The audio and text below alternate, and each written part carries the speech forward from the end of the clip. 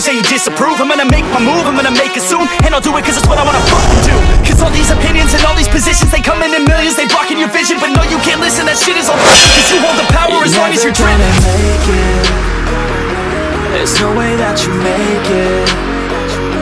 And maybe you can fake it, but you're never gonna make it. Assalamualaikum warahmatullahi wabarakatuh. Ketemu di kandang Imam Baharizky. Ini peternaknya, kita perkenalkan dulu. Di sini kita mau membahas masalah ayam yang fast feedering. Jadi kasusnya di kandang Mas Imam ini kemarin ayamnya itu proses seleksinya sangat sulit. Dan nanti kita korek-korek lagi langsung sama peternaknya, bagaimana kendala-kendalanya dan jalan keluarnya seperti apa hingga akhirnya kita tahu performanya masih bagus. Oh ya, pertama kita kenalkan dulu nih peternaknya, siapa namanya? Kenalkan, nama saya Imam Baharizky, alamat Durang Agung Pelantungan. Dicek dulu KTP-nya, KTP-nya benar. Jangan sampai nanti kita abal-abal nih. Nah, ini setelah KTP-nya kita shoot benar bahwa identitas yang kita wawancari adalah Mas Imam, kita tunjukkan juga hasil KTP yang kemarin ini atas nama Imam Baharizky, chicken 16 Januari dan panen terakhir di tanggal 25 Februari. Untuk performanya sendiri kita bisa lihat ending panennya masih 393 untuk itunya sendiri.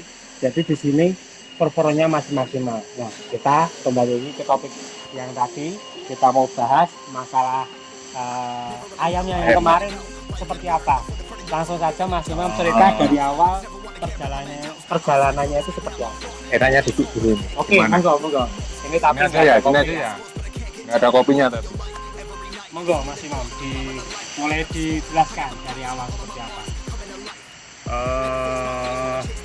Di saat DOC masuk itu cuaca di sini emang terlalu dingin ya. Ya, di sini kelembabannya terlalu tinggi, di atas 90 ya. derajat. Dari awal itu udah maksimal banget untuk rutinnya. BW-nya sudah masuk ya. Pencapaian BW-nya tuh di minggu pertama udah mencapai 200. Oke, sip, 200 jam.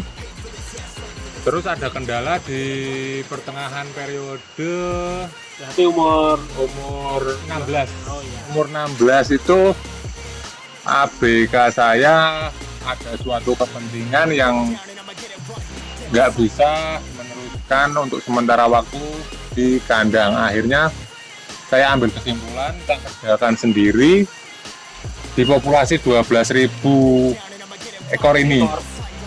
Saya kerjakan sendiri karena saya melihat kok di umur 12 seperti biasa periode sebelumnya itu umur 9 hari udah mulai seksin, ternyata udah kelihatan jantan betinanya. Ini kok nggak bisa diseleksi lah, nggak bisa membedakan. Akhirnya kan saya nggak memutuskan untuk mencari penggantinya sementara ABK saya yang izin dulu. Akhirnya saya kerjakan sendiri. Sampai umur 19 hari itu belum kelihatan jantan dan betinanya. Susah banget untuk menyeleksi. Kelihatan betina semua. Iya, kelihatan betina semua. Bahkan pada waktu itu katanya ada peternak yang kesini, ya, udah ngejudge itu full betina. Terus jalan keluarnya seperti apa? Kok akhirnya IP-nya masih bagus?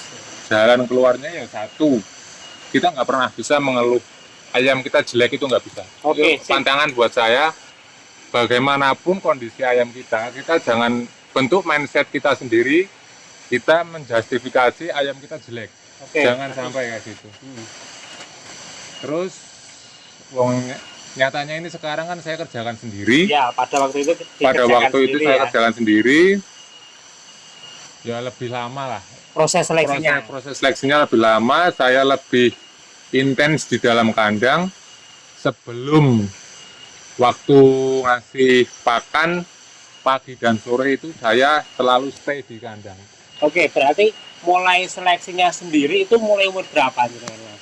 Mulai seleksi itu saya umur 23, 1 hari sebelum RPA. Ya. Ya. Itu berarti jenengan milih dulu sebanyak yang mau diseleksi. Ya, Karena kan nggak mungkin untuk selesai dalam 1 hari. ya, betul. Oke, monggo lanjut. Saat milih di umur 22-23 itu saya lihat pure betina semua, emang nyatanya belum kelihatan yang jantan. Saya ambil yang kecil-kecil. Oh, yang kecil. Yang kecil-kecil yang pure betina Itu berarti untuk penjarangan. untuk penjarangan bobot satu-satu. Oke, satu-satu ya. Untuk penjarangan bobot satu-satu saya ambil sesuai kebutuhan aja dulu. Sebanyak Sekitar kurang 1 lebih menit 3 ton. 3.000 ya. 3 ton. Sekitar 3 ton. Akhirnya dapat. Terus berlanjut Terus lagi. berlanjut ya Seleksi di umur. seleksi. Setelah itu langsung saya seleksi.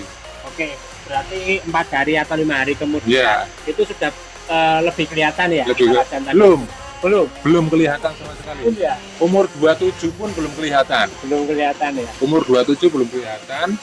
Saya seleksi lagi yang kecil, yang walaupun ada betina yang besar, saya sisakan dulu. Saya sisakan dulu yang sisakan Itu- yang besar-besar. Mohon maaf, betinanya kan itu prasangka jadi Iya, prasangka betina. Itu juga betina Ya, betul. ataupun itu bisa juga jantan. Jantan, ya betul. Berarti jenengan pada saat itu hanya memisahkan berdasarkan ukuran. Iya, berdasarkan ukuran. Oke, monggo lanjut Mas. Terus di umur 27 hari itu ada peternak lain yang bobotnya kebesaran untuk RPA. Padahal saya belum siap untuk RPA. Ya. Rencana saya kan saya ngambil RPA itu 1517. Ya. Nah, Berarti umur 27 itu ayam saya masih bobot 1,4. ya. Itu yang Akhirnya betina ya. ya yang betina. Akhirnya terpaksa loh nyatanya udah ada armada yang masuk. Akhirnya dialihkan ke sini. Kemudian saya seleksi lagi atas bawah. Terus dapat RPA bobot 14. Ya. Bobot 14. Berarti setelah itu proses pemisahan tanda kutip jantan sama betina sudah yakin sudah benar ya? Ya, Artinya udah. yang diambil saat penjarangan dari bakul peralihan dari kandang lain Ya. itu sudah bisa pure betina. diambilkan dari full Full betina. betina. Jadi apa kita masuk aja ya ini udah Ya. hujan. Nah, ini kita lihat kandangnya Mas Imam. Kebetulan ini sudah bikin lagi sementara umur 6 hari. Kita kembali apa namanya ngobrol-ngobrol masalah topik yang tadi.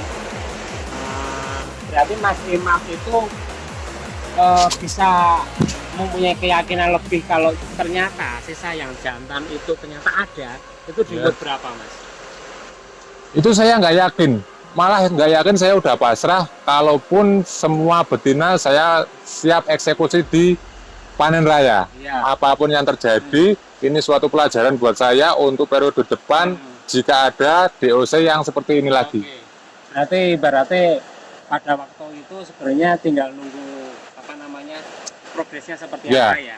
Kalaupun di umur 30 HDP-nya nggak bisa maksimal, itu direncanakan memang Ya, ada opsi konfirmasi ya. buat Tapi konfirmasi. ternyata dari informasi PP-nya sendiri waktu itu performanya ada peningkatan. Ada peningkatan terus. Oke, akhirnya pada saat itu diputuskan untuk dibesarkan Ya, dan dimulai panen di bobot 23. 20. Ini saya tunjukkan dari apa namanya data panennya. Total populasi 12.000 ya Mas Imam Ya, ya. 12.000. Jadi penjarangannya 5.432. Artinya dari persentase itu 45%. Yang saya tekankan di sini, teman-teman harus benar-benar memastikan ayam yang keluar itu harus yang betina. Kalaupun tidak bisa memastikan itu yang betina, seleksinya berdasarkan informasi tadi dari peternak Mas Imam ini, ambil yang kecil. Memang pada saat itu belum begitu kelihatan antara jantan dan betina. Tetapi Mas Imam punya keyakinan bahwa yang kecil itu adalah ayam yang betina, yang besar itu belum percaya juga kalau itu yang jantan, tetapi pada akhirnya performanya masih maksimal. Oke? Oke. Ada yang perlu ditambahkan lagi? Oh iya, ini performanya ini udah maksimal kan? Ya. di 2 hari sebelum panen raya Iya. ada sedikit insiden kecil Oke. yang memaksa untuk segera dipanen. Oke. Berarti dengan kesimpulan bahwa mindset kita terbentuk, wah betinanya banyak, FCR pasti jebol, itu berarti belum tentu. Ya. Selama ini mindset kita salah. Jika kita merawat dengan treatment yang tepat, Ya. itu nggak menutup kemungkinan juga bisa berhasil. Ya. Bisa saya simpulkan, kalau pada saat sampai ending panen di kandang ini tidak ada masalah, kemungkinan performanya akan lebih bagus lagi. Bagus, betul. Oke. Sip. Mungkin dari saya cukup sekian. Semoga video ini bisa menjadikan pelajaran yang berharga bagi penjalanan semua. Wassalamualaikum warahmatullahi wabarakatuh. Maybe you can fake it, but you're never gonna make it.